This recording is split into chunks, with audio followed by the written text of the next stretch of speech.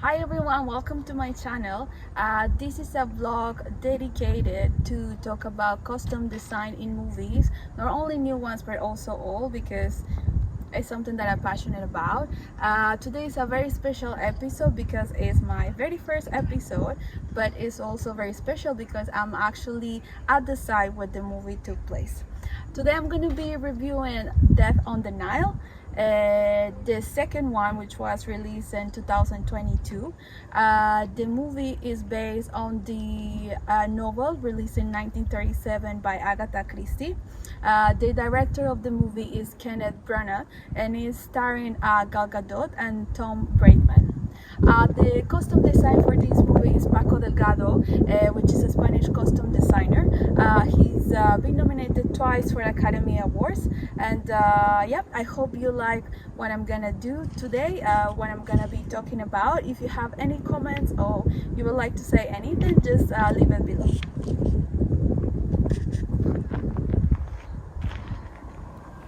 So throughout the movie, we can see how Paco Delgado tells us a story through the colors and the fabrics that each character uses, and how the story develops with it. In the beginning of the movie, we had this beautiful scene, a club in London, 1937, and from the beginning we can see their personalities. We have a Lynette. Showing all the power she has through this beautiful silver gown, but at the same time, the fabric that it's used for it and that is used throughout the movie. The fabrics that Paco Delgado uses are mostly silks, very soft fabrics, very light colors, which also shows a little bit of the vulnerability that she has, and the insecureness that she has towards the people that surrounds her. And then we have a Jackie, always wearing a very provocative, sexy outfits, wearing reds, wearing maroons, wearing gold colors, which also tells us a lot about her personality, about the passion and the love and the fire she has, which is the motive that moves her throughout the movie. The color palette of the movie actually changes from beginning to end.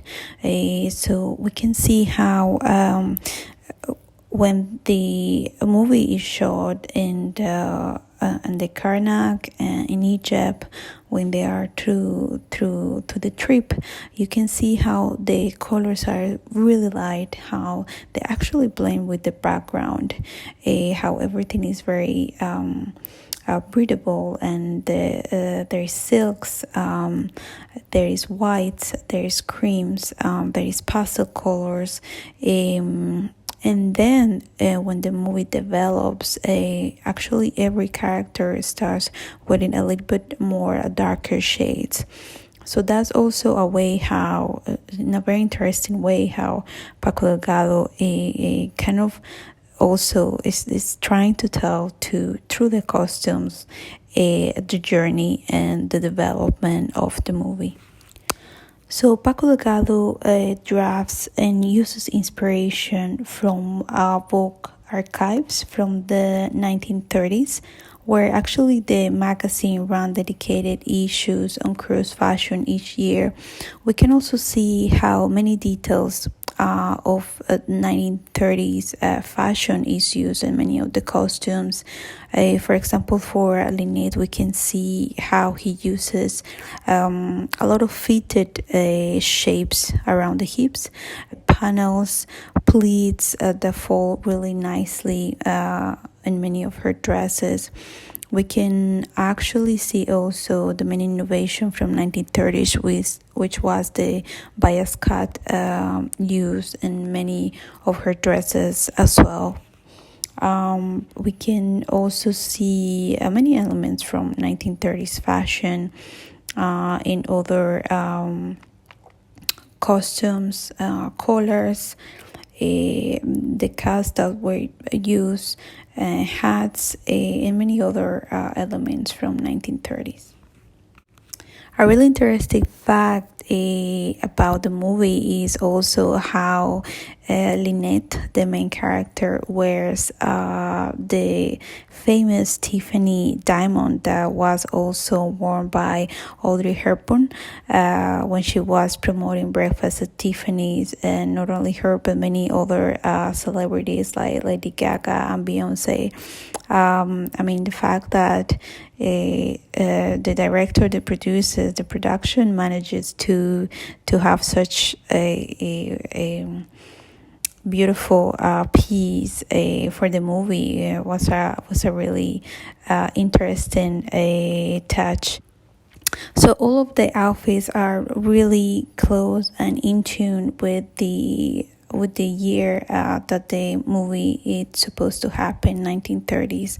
And though many of them have a very modern take and in the design, and we can see how, for example, some of Lynette's outfits are really fashion forward for the time, for the 1930s.